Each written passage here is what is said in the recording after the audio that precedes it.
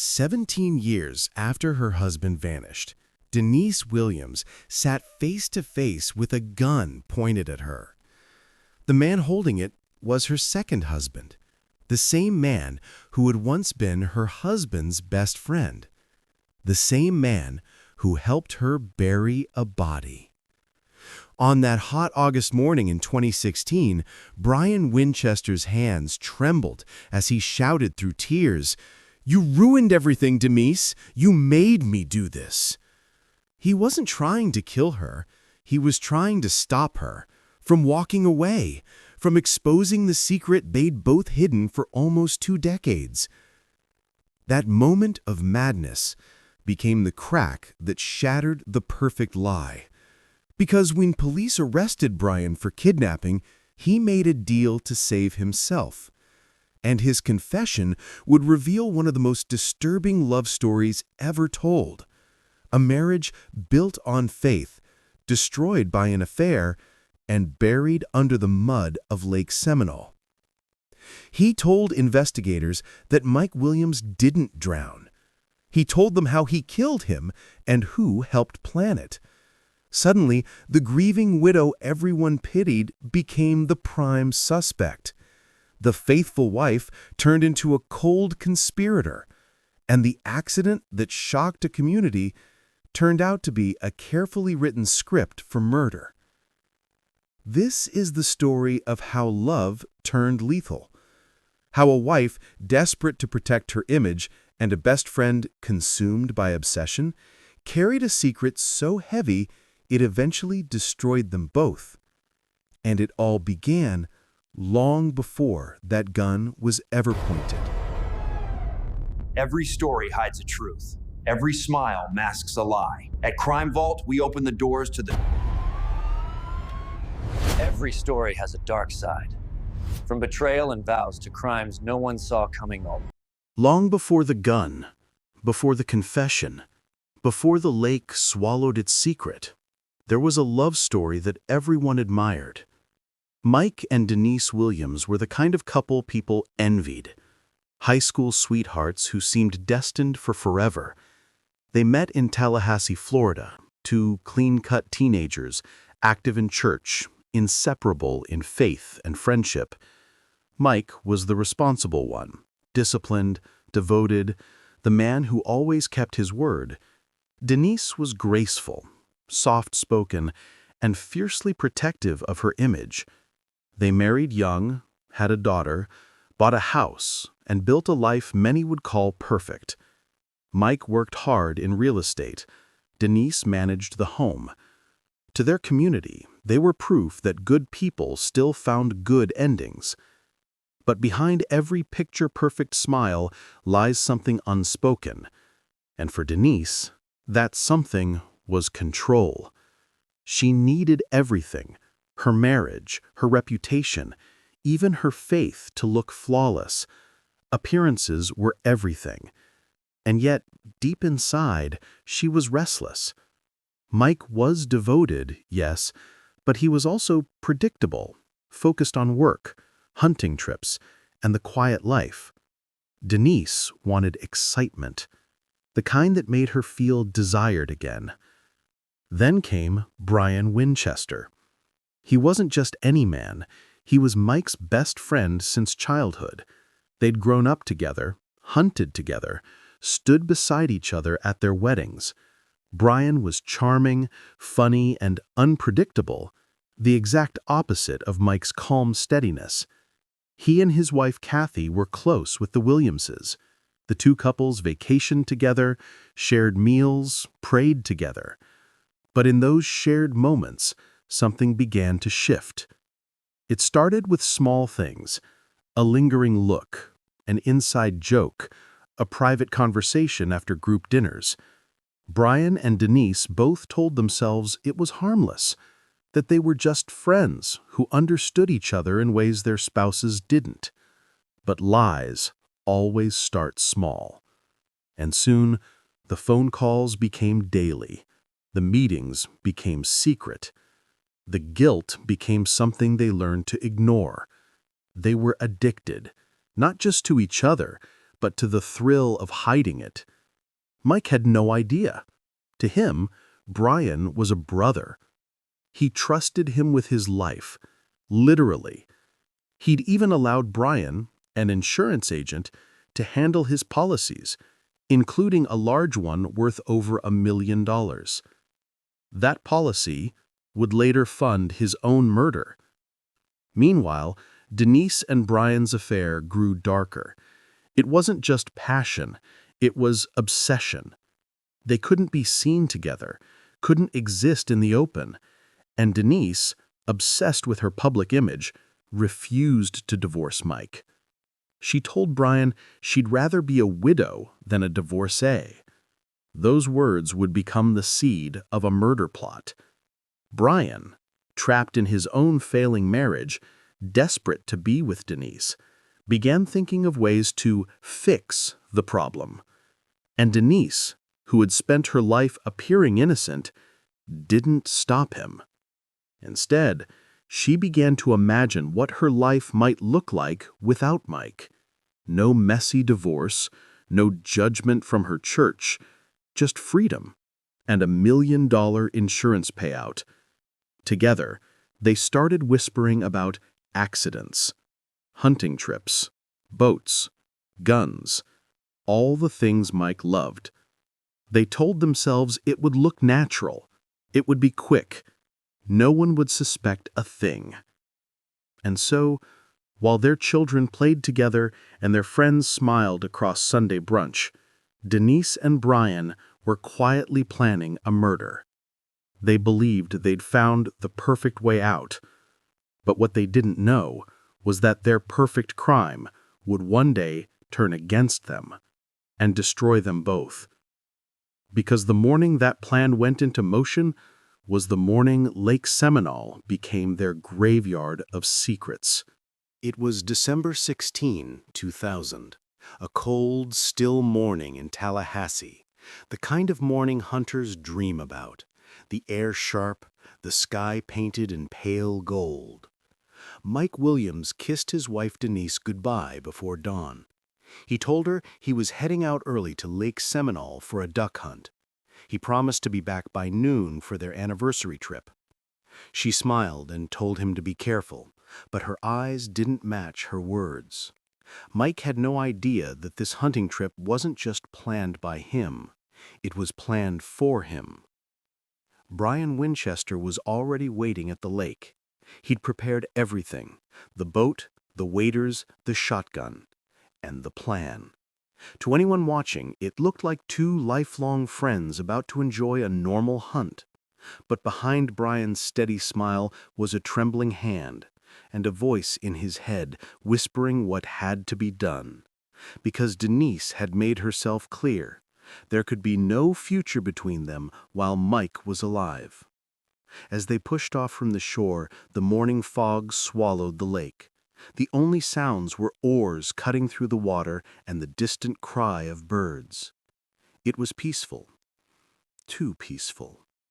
Then, in the middle of the lake, Brian stopped rowing. He said there was a good spot ahead, shallow enough for ducks. Mike nodded, standing to adjust his gear. He didn't see the look on Brian's face. He didn't see the moment his best friend raised the gun. But in that instant, Brian froze. He couldn't pull the trigger. He told himself he couldn't kill his friend that way, not face to face. So he changed the plan. He told Mike to put on his waders, the heavy waterproof ones that reached his chest. He suggested they step out into the water, make some decoys ready. Mike trusted him, followed his lead. Then it happened. As soon as Mike moved, he slipped. The waders filled with icy water, dragging him down. He tried to grab the side of the boat, but the weight pulled him under. Brian reached out, not to save him, but to watch. In seconds, Mike vanished beneath the surface. And just like that, the man who trusted everyone drowned alone in the cold dark of Lake Seminole. At least, that's how it was supposed to look. But nothing about that morning went as planned. Because when Mike didn't resurface, Brian panicked. He realized the body could float up later. The evidence, the boat, the footprints, the gear, could all raise suspicion. So he waited. Hours passed. Then he took the boat back alone and told the world a story. That Mike had never come home, that maybe he'd fallen, maybe it was an accident. Denise played her part perfectly. She cried in public, prayed in church, and told everyone she believed her husband was still out there somewhere. But behind closed doors, she wasn't waiting for answers. She was waiting for the insurance check. Authorities searched for weeks. Divers scoured the lake. They found Mike's truck, his waders, his hunting gear, but not his body. And with no body, there was no proof of death, no crime, just a mystery. Eventually, the case was closed. Mike Williams was officially declared dead by accidental drowning. His wife received more than $1.7 million in life insurance. And not long after, Denise and Brian became inseparable, living the life they'd planned all along. A widow and her late husband's best friend. Together, rich, free. At least, for a while. But as years passed, guilt began to rot what was left of their love. Brian couldn't forget what he'd done, and Denise couldn't control what he was becoming. They had built a relationship on lies and blood, and now it was starting to crumble. Because what Brian buried that morning wasn't just a man, it was the truth. And one day, it was going to rise back up to the surface. For the world, Mike Williams had vanished without a trace. One moment, a loving husband and devoted father. The next, a tragic name in the local paper. Hunter presumed drowned in Lake Seminole. The story spread quickly. A freak accident. A young man lost to the water on a foggy morning. Everyone grieved. Everyone except two people. Because while search teams combed the lake, Denise and Brian watched from a distance, playing the part of heartbroken survivors while quietly waiting for the noise to fade. When authorities couldn't find a body, they blamed alligators. They said the lake was too deep, too dangerous, too wild to recover remains. It was convenient, and Denise never argued. She appeared calm, too calm.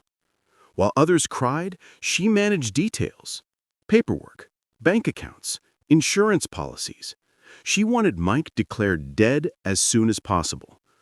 But the law required time. 5 years. 5 long years before a missing person could be declared legally dead. So she waited, patiently. And when that time passed, Denise filed the petition.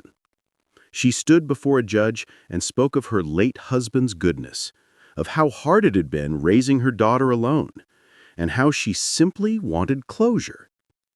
The judge granted her wish. Mike Williams was officially declared dead. Within weeks, Denise received more than $1.75 million from his life insurance, money that Brian had helped her secure before the murder, money that would now bind them together in guilt. And soon after that, the grieving widow found love again, with Brian Winchester. It wasn't sudden, she said. It was two friends leaning on each other in grief. But people whispered. Even Mike's mother Cheryl noticed the change. She said Denise no longer visited her, no longer brought her granddaughter around, no longer mentioned Mike's name. It was as if her son had never existed. Cheryl refused to believe he drowned. She knew her boy, a skilled hunter, a careful man. Something was wrong. But when she went to the police, no one listened. No evidence, no body, no case. Years passed. Denise and Brian married. They lived comfortably, their secret buried deep beneath small-town smiles and Sunday church visits. To everyone else, they were the picture of redemption. A couple who had survived tragedy and found love again. But behind closed doors, the cracks were widening. Brian had nightmares. He drank too much. He started driving to Lake Seminole late at night, staring at the water as if waiting for something to rise. Denise hated it. She told him to move on, to forget. But he couldn't, because he was the one who pulled the trigger on their secret. And guilt has a way of talking louder than silence. Their once perfect partnership began to rot from within. Arguments grew violent. Jealousy turned into paranoia. Denise began to fear the very man she once conspired with. And by 2012, 12 years after Mike's accident, their marriage had completely collapsed. Brian moved out. Denise cut off contact. And that decision would change everything. Because for 16 years, Brian Winchester had carried the truth alone. But Denise's rejection, her cold dismissal, would light a fuse inside him. And when that fuse burned out, the perfect lie would finally explode. The world would soon learn that Mike Williams didn't drown.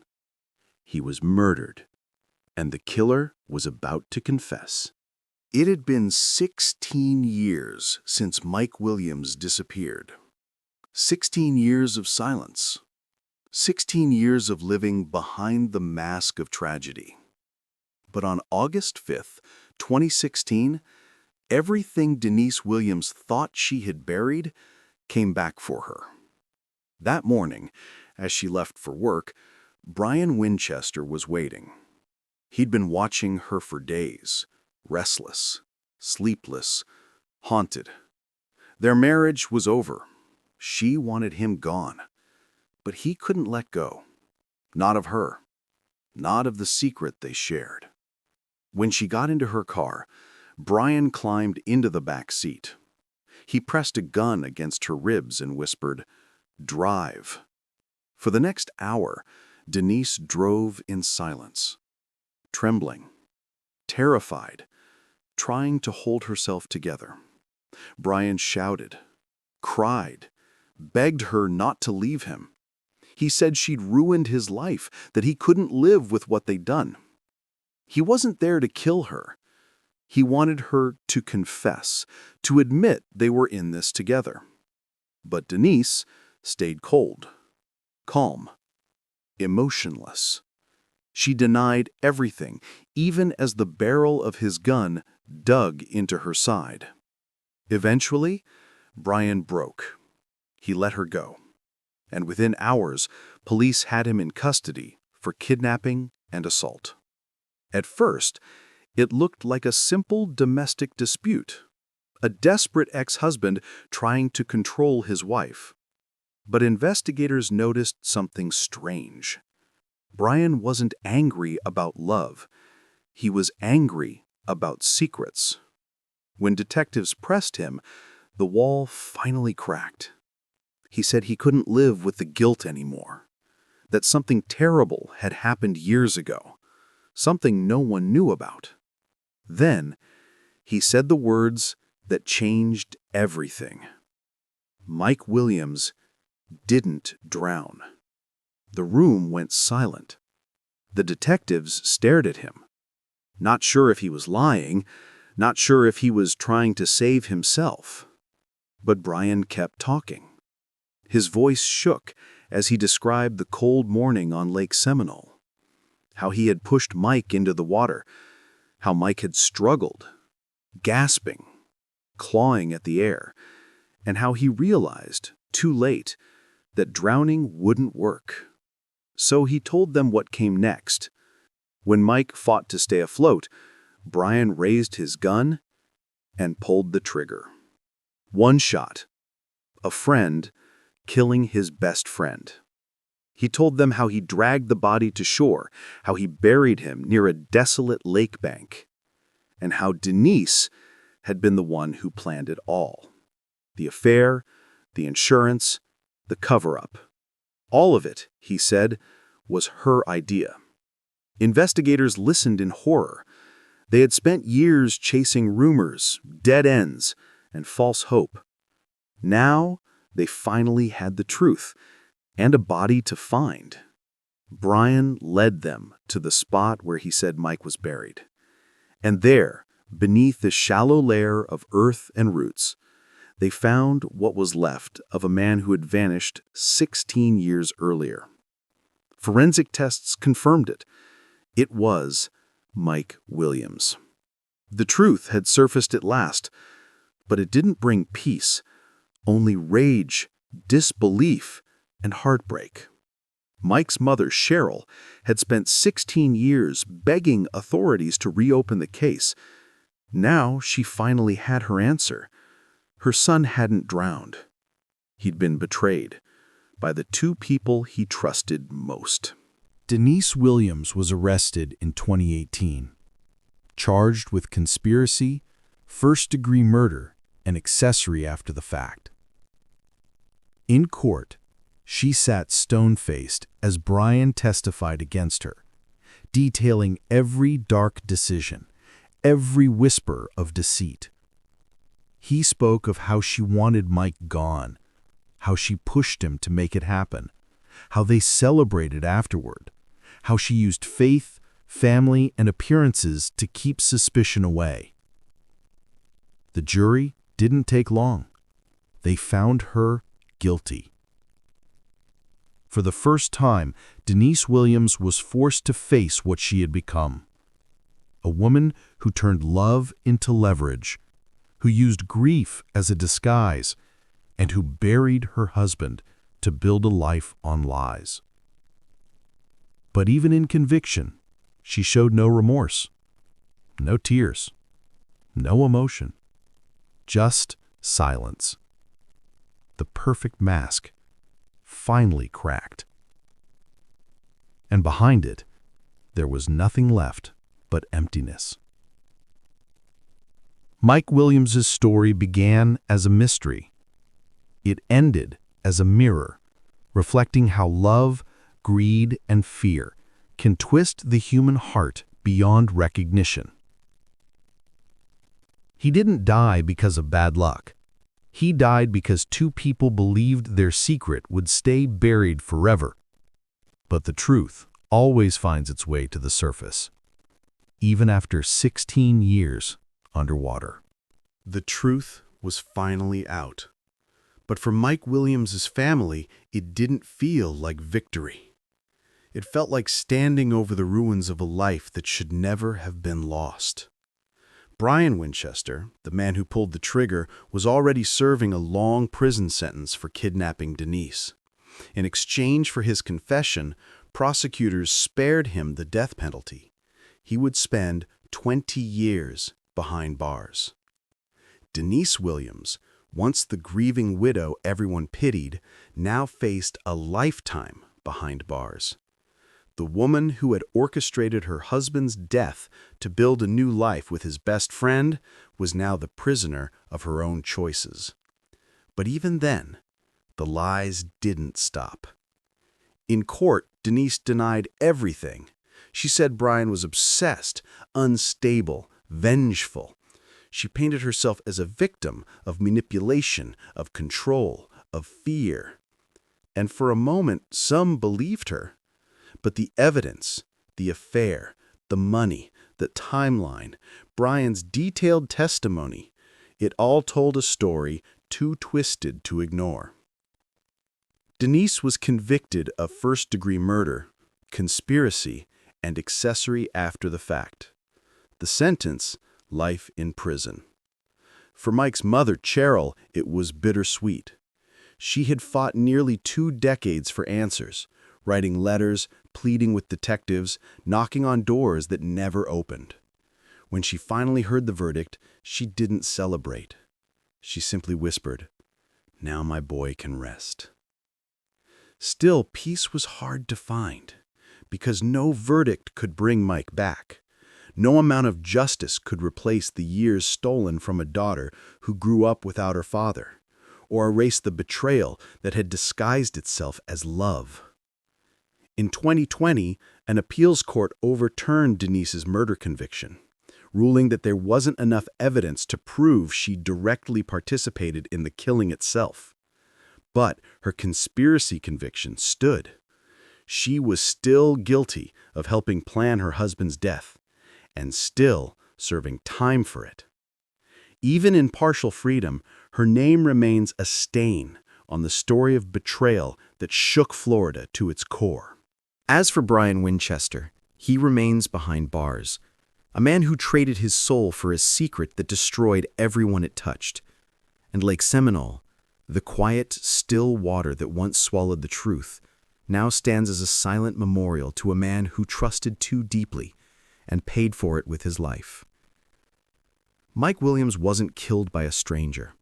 He was killed by love turned rotten, by greed disguised as devotion, by two people who believed that their secret was stronger than justice. But secrets sink only for a while, and when they rise, they bring everything with them. So when you hear stories of love, loyalty, and trust, remember this one. Because sometimes the most dangerous lies are whispered by the people who claim to love you most.